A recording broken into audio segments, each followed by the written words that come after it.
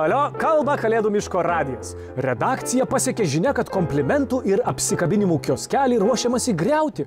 Mums reikia 180 kartų didesnių patalpų, interviu metu aiškino architektė Stirna Sofija. Rytoj tai bent koncertas ir vėl Vilniuje. Bilietų jau nėra, bet sostinėje tai bent grupė žada surengti dar bent kelis papildomus koncertus. Sveikatos naujienos.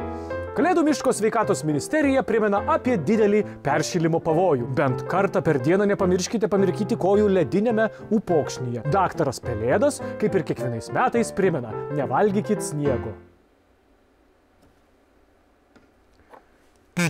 Šios dienos stebuklinga mintis – sveika siela, sveikas kūnas. Iki! Ai, gal nieko?